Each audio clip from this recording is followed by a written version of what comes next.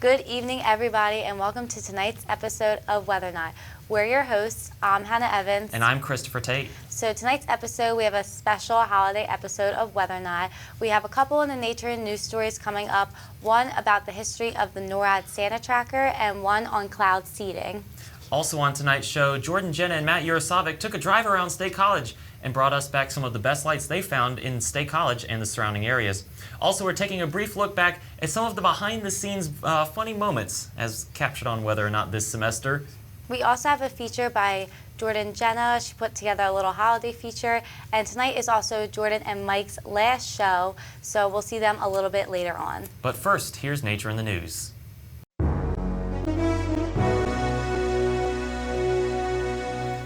Cloud seeding is a type of weather modification that seeds the atmosphere with silver iodide or dry ice to try to produce precipitation.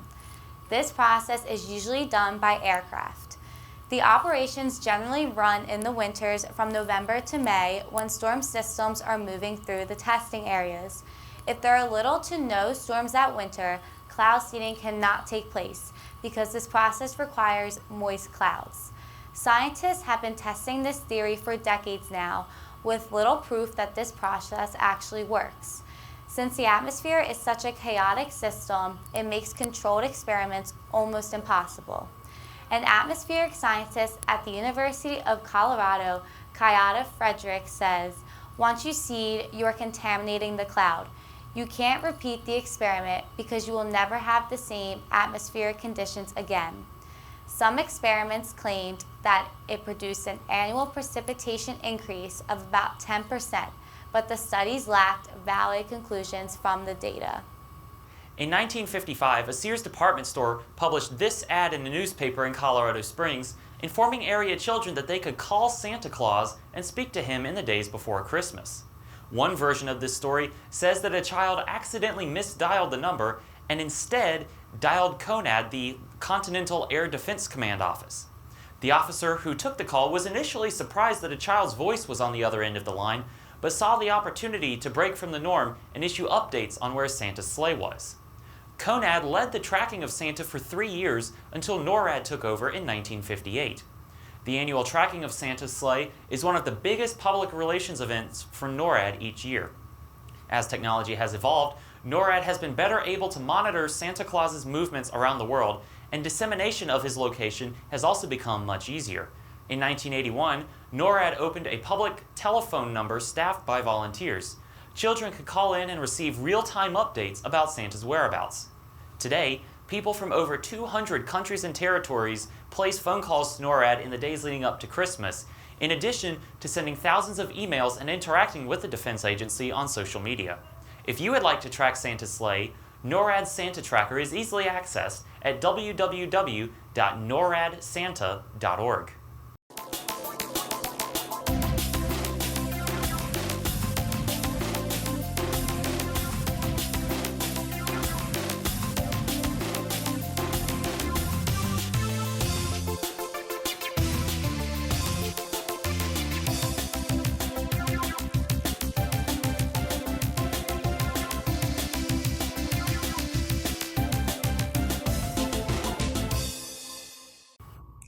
Christmas is coming, and some would say there's magic in the air.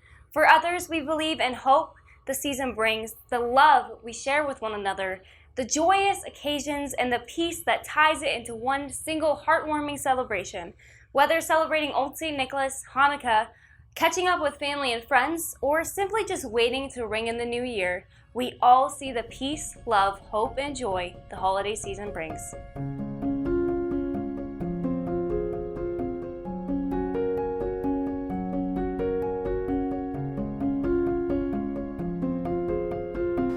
Joy. I see joy in the Christmas season and getting to spend time with the family and friends that I hold most dear.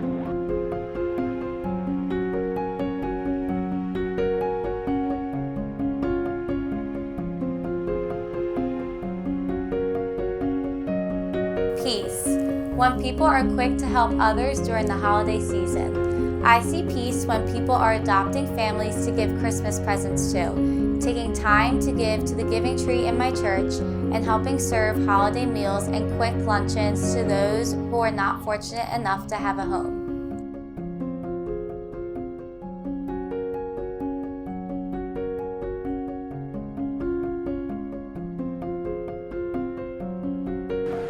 Hope is one of those things where you think about it, and when trying to describe it, it can be hard, but hope to me is when, for example, maybe a little ridiculous example would be, I hope I pass my finals this upcoming week, especially radiation. But perhaps a better example would be when you see stories on social media or in the news that are not the typical news stories you'll see. It's not negativity or about how bad things are happening in our world. Instead, it's positive things, like a child accomplishes something that they always dreamed about, or they meet their favorite star. They hope that they will meet this person one day, or they'll be able to achieve this goal. Hearing stories like that, I think, is the best example of hope, especially in the Christmas season.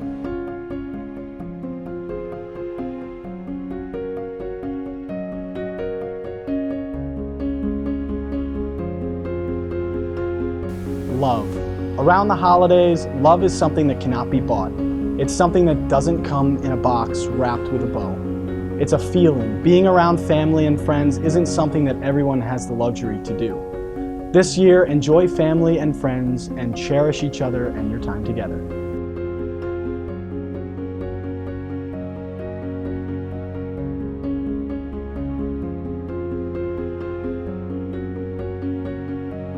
For me, repeating the sounding joy of all the things this beautiful season brings is what the holiday season means to me.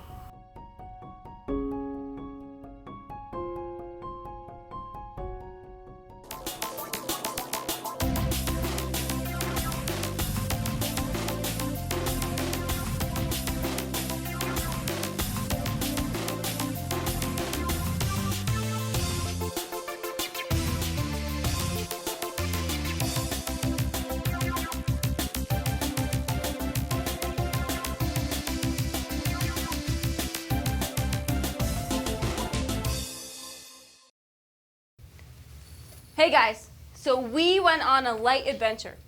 Yeah, this past week, right here in State College, and we went and saw some of the best displays right here. Some of them were actually put to music. Yes, and we want you to see them too. Yeah, so come along and let's go see them.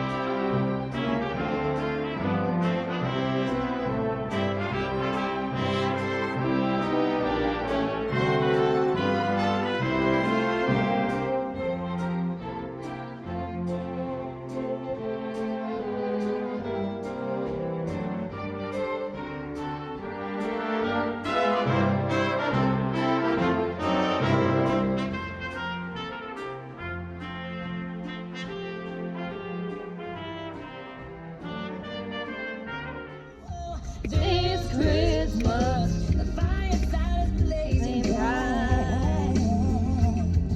The carols ring through the night. Our neighbors are amazing enough to let us put on the show, so please show them some respect.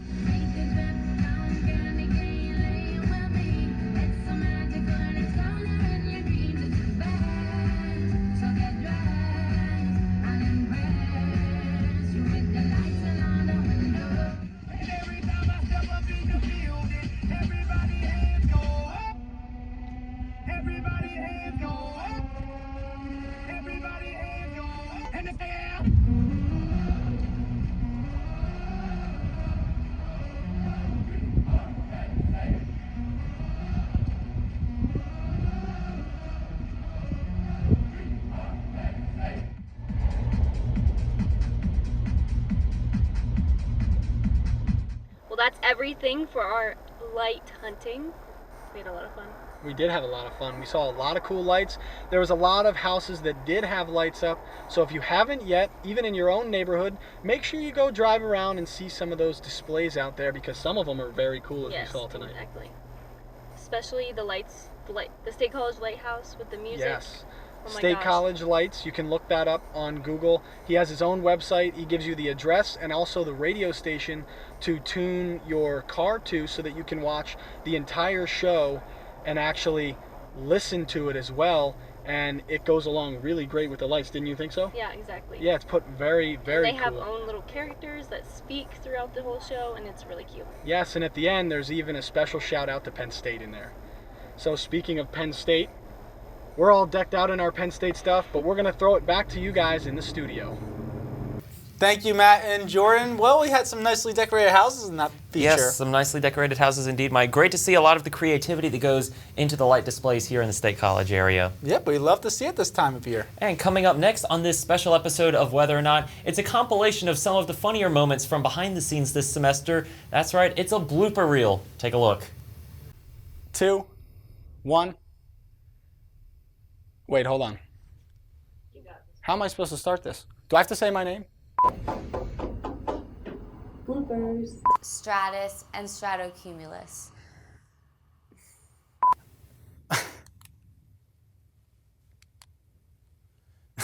Some scattered flurries just around during the day. That's not reflected in the sky, but that's fine. I don't care. Not only can wind cause damage to the balloons, but it can cause... Sorry.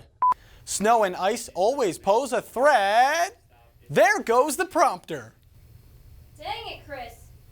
Chris broke it. I have to leave in a few minutes.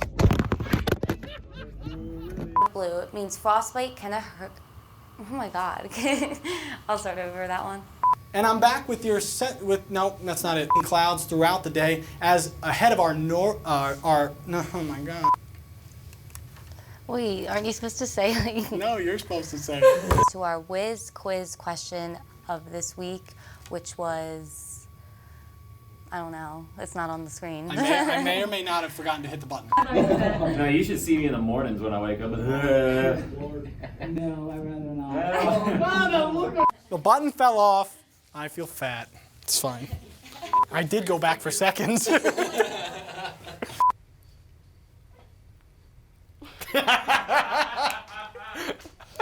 Come on, turn the light. Hurry, it's your last. We have a couple things changing in the snow. Snow?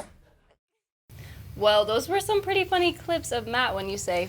Yes, there were some interesting ones in there. We all have our days, but Matt had a lot of those interesting days here on Whether or Not. And my favorite one had to be in the beginning when the countdown, where it's like 3, 2, 1. Wait, hold on. That was the best. Yes. Let's get back to our Weather Whiz quiz question. For this week, we have, when did State College last have a white Christmas? A, 2018, B, 2017, C, 2015, or D, 2014? And if you would have guessed B, 2017, you would have been correct. So that wasn't that long ago, and we actually have everyone behind us because it's our last show of the semester, and it's actually mine and Mike's last show ever. Yeah, so Jordyn and I will be leaving Whether or Not, but these three behind us will be taking over next semester. So Matt, Chris, and Hannah will all be back next year in January, but Jordyn and I will be saying goodbye tonight. And that's all we have time for on this week's episode, Whether or Not. I'm your host, Jordyn Jenna. And I'm your forecaster, Mike Susko. Have a nice night and happy holidays, everyone. Happy holidays. Happy holidays.